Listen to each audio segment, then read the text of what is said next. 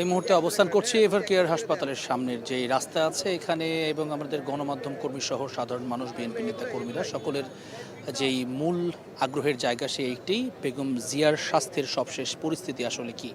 তবে আসলে আসার খুব বেশি খবর, অর্থাৎ উন্নতি বা অবনতি কোনো খবরই আমাদেরকে এখনো পর্যন্ত নিশ্চিত করা হয়নি। নির্ধারিত যে কর্তৃপক্ষ রয়েছেন, অর্থাৎ বিএনপির যিনি বেগম জিয়ার স্বাস্থ্য ব্যক্তিগত চিকিৎসক যিনি ডক্টর জেরেম মালিক, তিনি এখনও পর্যন্ত এই বিষয়ে কোনো ব্রিফিং করেননি আনুষ্ঠানিক। তবে আমরা যেটি জানতে পেরেছি সেটি হচ্ছে যুক্তরাজ্য থেকে যে চিকিৎসক এসেছেন মেডিকেল বোর্ডে যুক্ত হয়েছেন, আজ সকাল 10টা 20 মিনিটে তিনি ঢাকায় পৌঁছে সরাসরি এভার কেয়ার হাসপাতালে এসেছেন এবং মেডিকেল বোর্ডের সঙ্গে তিনি অন্যান্য চিকিৎসক যারা আছেন বিশেষজ্ঞ তাদের সঙ্গে কথা বলেছেন এবং কিছুক্ষণ আগে তিনি হাসপাতাল থেকে বের হয়েছেন। অর্থাৎ প্রাথমিক যে আলোচনা সেটি শেষ হয়েছে সেটি বলা যেতে পারে। পরবর্তীতে হয়তো উনি আবারও এসে পরবর্তী কর্মপদ্ধতি সেটি নির্ধারণ বা যে সিদ্ধান্ত গ্রহণের বিষয়গুলো রয়েছে সেটি শুরু করবেন। তবে প্রাথমিক যেই সাক্ষাৎ সেটি কিন্তু হয়ে গেছে এবং আমরা এখন যেটি সবশেষ যেটি তথ্য আপনাদেরকে জানাতে চাই যে মাননীয় যিনি স্বাস্থ্য উপদেষ্টা আছেন অন্তর্বর্তী সরকারের নূরজাহান বেগম, তিনি কিছুক্ষণ আগেই এভার কেয়ার হাসপাতালে প্রবেশ করেছেন এবং তিনি মূলত বেগম জিয়ার শারীরিক যে পরিস্থিতি সেটি পর্যবেক্ষণ করবার জন্য এবং তার সাক্ষাৎ করবার জন্য তিনি এখানে এসেছেন। তবে এখনও পর্যন্ত তিনি বের হওয়ার পরে আসলে তার সঙ্গে আমরা কথা বলার চেষ্টা করব, তিনি যদি আমাদেরকে জানাতে পারেন আসলে কি অবস্থা হয়েছে বা ঠিক সবশেষ পরিস্থিতিটি কি বেগম জিয়ার স্বাস্থ্যের। তো এখনও পর্যন্ত বাইরে যারা দাঁড়িয়ে আছি আমরা, কিংবা যারা সাধারণ মানুষ আছেন, বিএনপি নেতাকর্মী যারা আছেন, প্রত্যেকেই এক ধরনের উৎকণ্ঠার ভেতরে আছেন যে দীর্ঘ সময় পেরিয়ে গেছে, এখন ঘড়ির কাঁটায় প্রায় 2টো বেজে আসছে।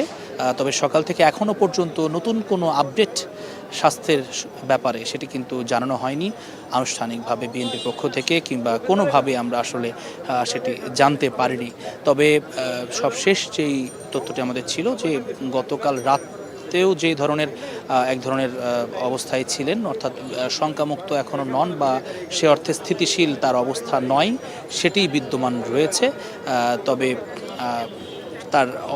তার যে চিকিৎসার প্রোগ্রেস সেটির ব্যাপারে বলা হচ্ছিল যে তিনি রেসপন্স করছেন, অর্থাৎ তাকে যেই ওষুধগুলো প্রয়োগ করা হচ্ছে, মেডিসিনগুলো দেওয়া হচ্ছে, সেটির তার বডিলি যে রেসপন্স সেই রেটটি ঠিক আছে, সেটি একটি আশার জায়গা নিঃসন্দেহে।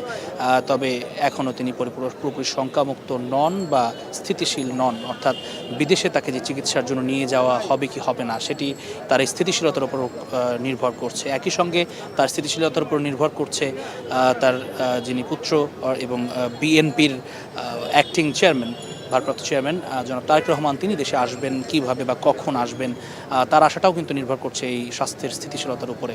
গতকালকে বিএনপি মহাসচিব মির্জা ফখরুল ইসলাম আলমগীর তিনিও কিন্তু স্পষ্টভাবে বলেছেন আসলে যে বেগম জিয়ার যে শারীরিক পরিস্থিতি সেটি যদি উন্নতি না হয় সেক্ষেত্রে খুব দ্রুতই হয়তো তারেক রহমান দেশে আসবেন এবং তার মাকে দেখবার জন্য। যদিও পররাষ্ট্র মন্ত্রণালয় থেকে গতকালকে যেটি জানানো হয়েছে, পররাষ্ট্র উপদেষ্টা জানিয়েছেন ট্রাভেল পাস সেটি কিন্তু এখনও ইস্যু করা হয়নি বা আবেদন করা হয়নি তারেক রহমানের পক্ষ থেকে।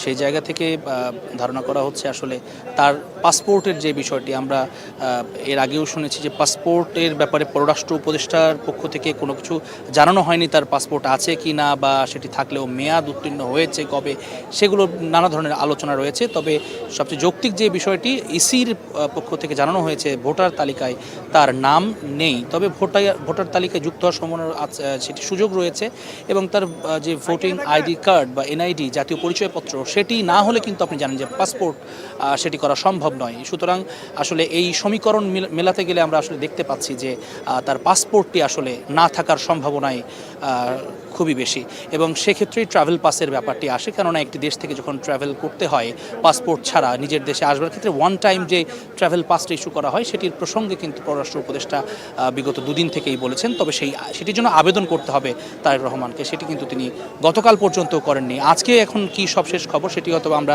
জানামাত্র আপনাদেরকে অবগত করতে পারবো। তবে এখনও পর্যন্ত যেটি আমরা জানছি সেটি হচ্ছে তারেক রহমানের আসার ব্যাপারে এখনও কোনো সবুজ সংকেত আমরা দলের পক্ষ থেকে কিংবা তার ব্যক্তিগত জায়গা থেকে জানানো হয়নি। তবে তিনি যে আসতে পারেন সেই সম্ভাবনার কথাটাও কিন্তু দলের কাছ থেকে স্পষ্ট করা হয়েছে এবং একাধিক নেতৃবৃন্দ যারা সিনিয়র রয়েছেন বিএনপির তারা বলছেন এটি তাদের একেবারেই পারিবারিক এবং ব্যক্তিগত সিদ্ধান্ত। মাকে দেখতে আসবেন ছেলে, সেটি নিয়ে আসলে রাজনীতির কোনো সুযোগ নেই, এই ধরনের কথা কিন্তু তারা একেবারে স্পষ্ট অক্ষরেই তারা বলেছেন। তো বেগম জিয়ার সবশেষ যেই স্বাস্থ্যের পরিস্থিতি এই ছিল আমার কাছে। খুব শীঘ্রই হয়তো যেই আনুষ্ঠানিক ব্রিফিং যেটি করা হবে বিএনপির পক্ষ থেকে সেখানে আমরা তার কিছু আপডেট আপনাদের জন্য সংগ্রহ করে আপনাদের পরবর্তী জানাতে পারবো। ততক্ষণ পর্যন্ত সঙ্গে থাকুন স্টার নিউজের।